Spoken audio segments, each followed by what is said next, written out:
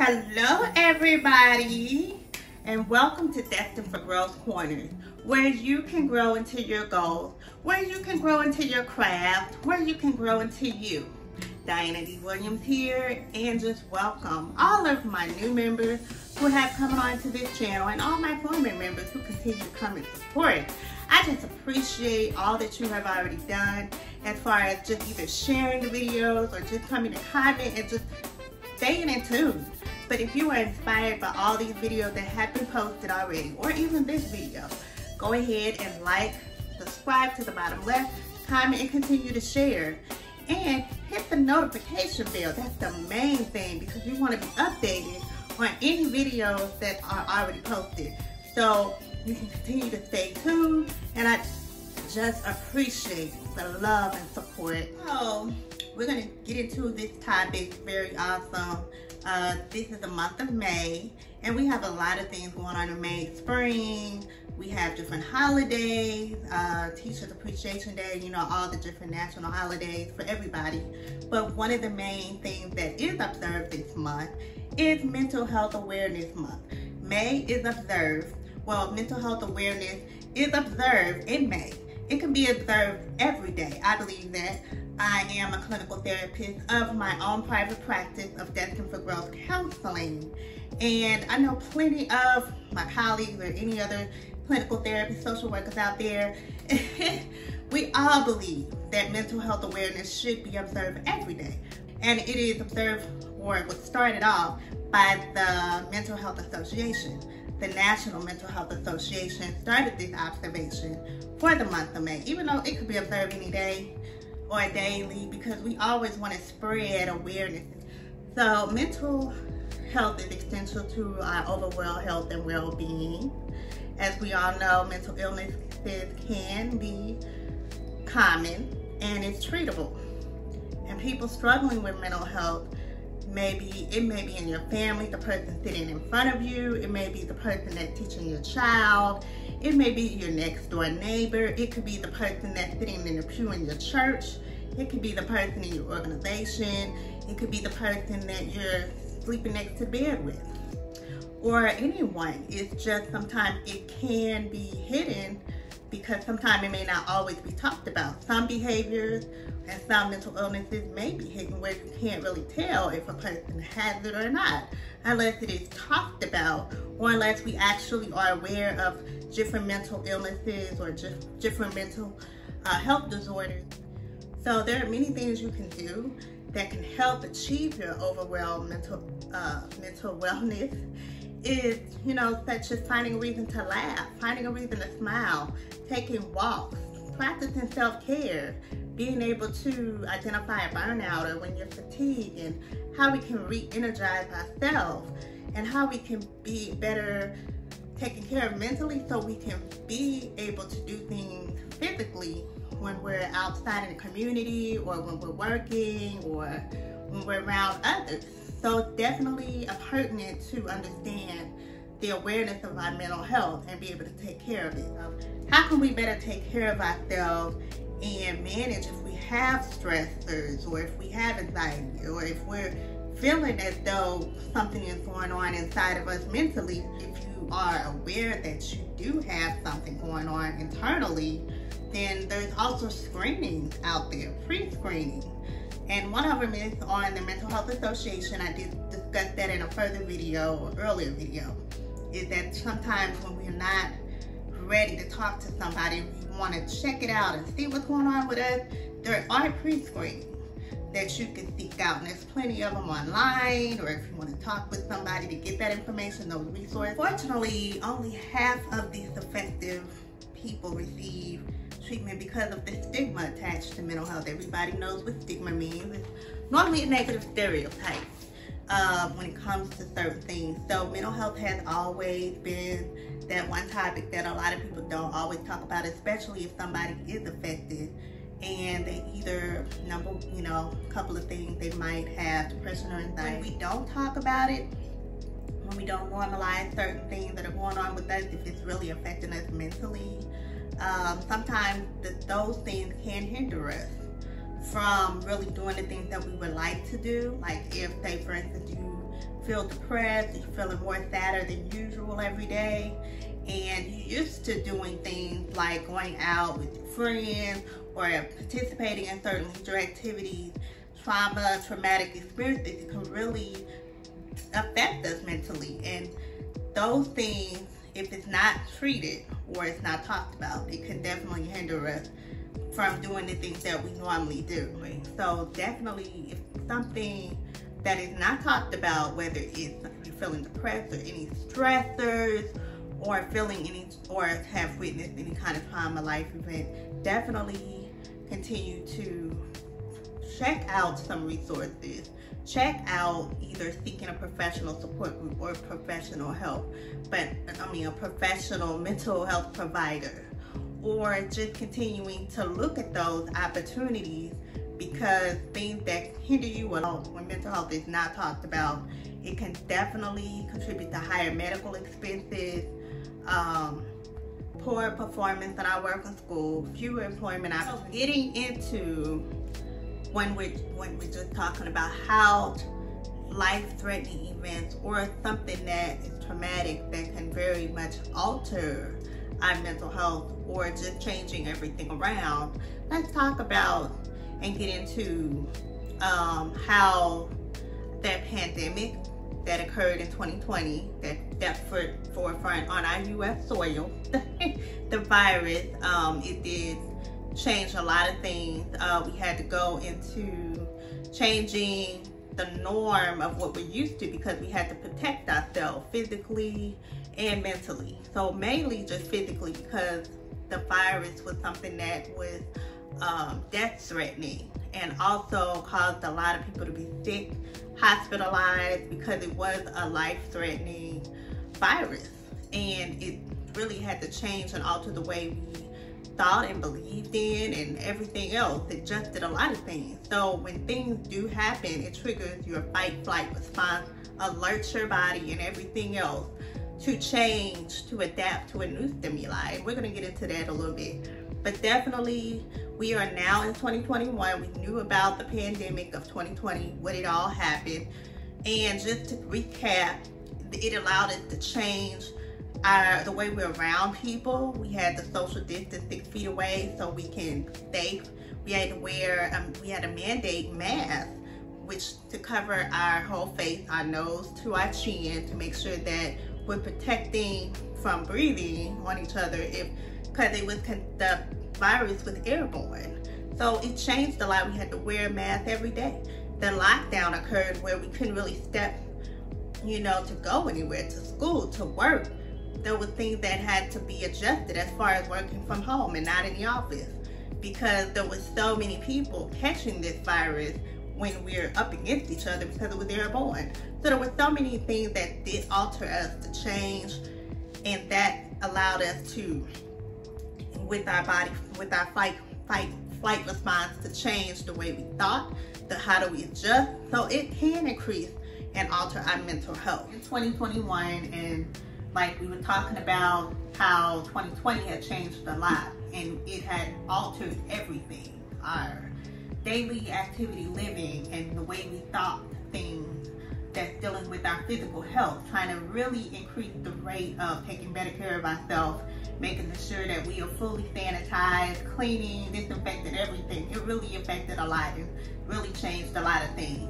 So as the U.S. vaccinations rates have increased in 2021, and the COVID-19 cases have been decreasing in 2021. But even though it may be decreasing in the U.S., but we all know that COVID-19 is still out there, and that it is not as decreasing and declining as it's 70s. It still may be up and down, but it is not as horrific and high rising to the rate in death like last year.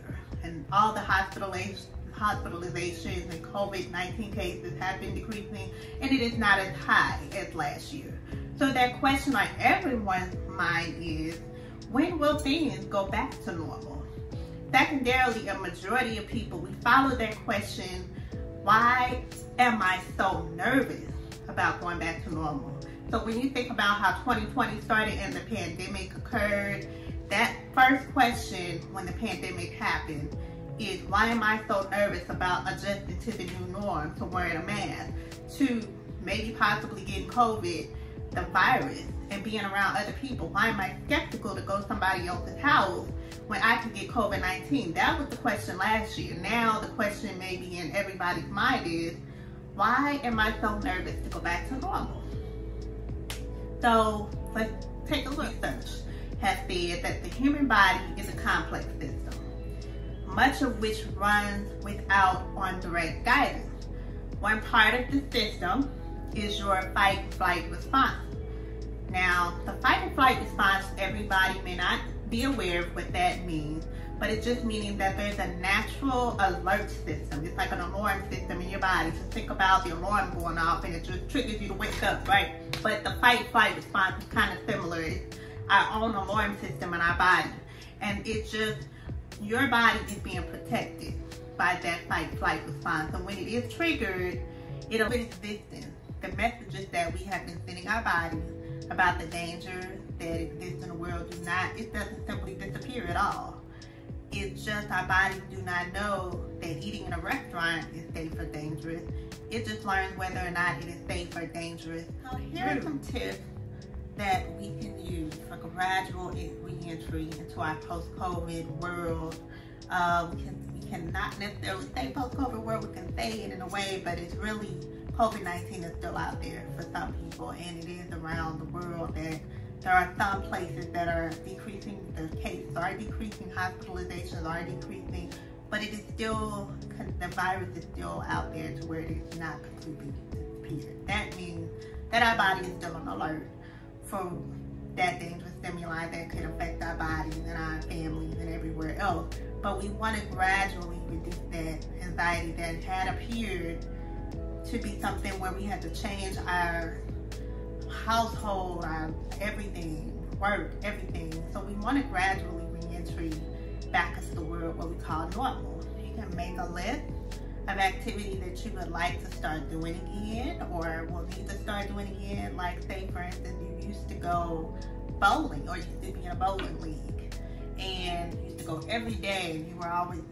around people behind you, and there was no mask mandated protocols.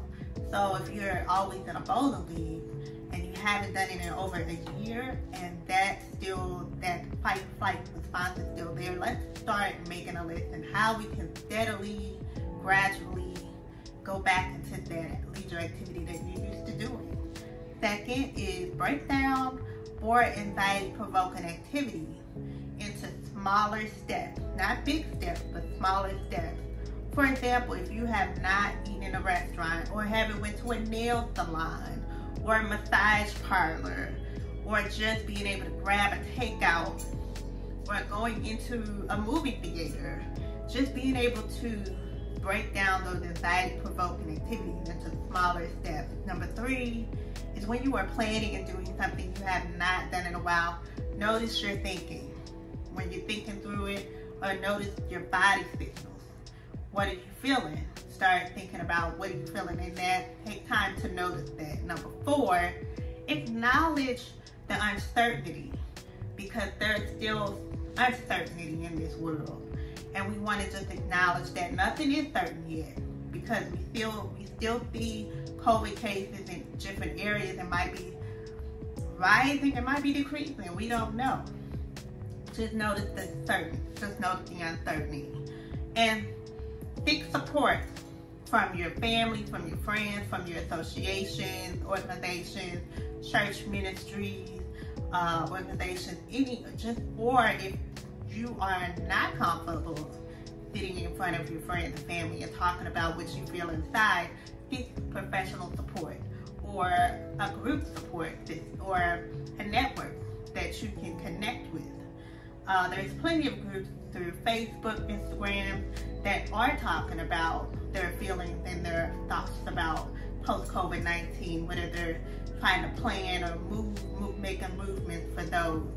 And continue to, the last one, breathe. Breathe through it all. That's the main thing we want to do. Breathe. Not panic, but breathe. So I'm going to introduce meditation, a breathing meditation that you could use. One of my favorite mindfulness breathing techniques is 4-second boxing breath. This is just to help. It's one of the greatest anxiety reduction tools to use when you're feeling all of that anxiety going through your body. And because we are talking about post-COVID-19 anxiety, we want to definitely look into how do we manage and get back to the norm, but also knowing the uncertainty is still out there, knowing the danger of COVID-19 virus is still out there. How can I breathe through this? Knowing that I'm nervous about returning back to work every day, knowing that, you know, going back to in-person work or seeing your clients in front of you, especially as a clinical therapist myself, I am returning back to my office every day starting next month. And I am a little bit nervous, and I don't know what the uncertainty is going to bring, but I'm going to start preparing and gradually taking those smaller steps. That's my testimony. But I just wanted to share this breathing meditation to you, because if you want to use it, you can. If it's not something you feel like that's going to help, that's okay. If you want to leave a comment below on what you use for meditation to create some anxiety reduction placement for yourself, do that as well.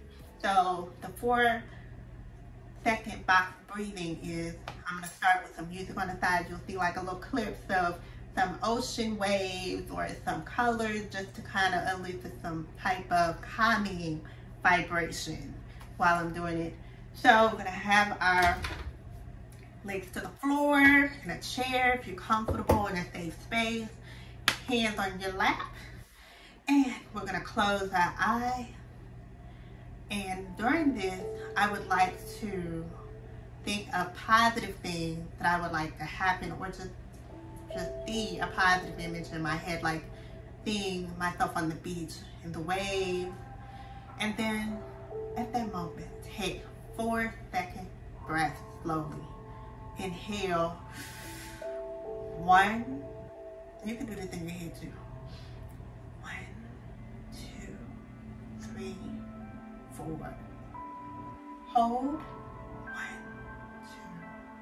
2, 3, 4. Now release. Exhale. 1, 2. Hold. 1, 2, 3, 4. Inhale.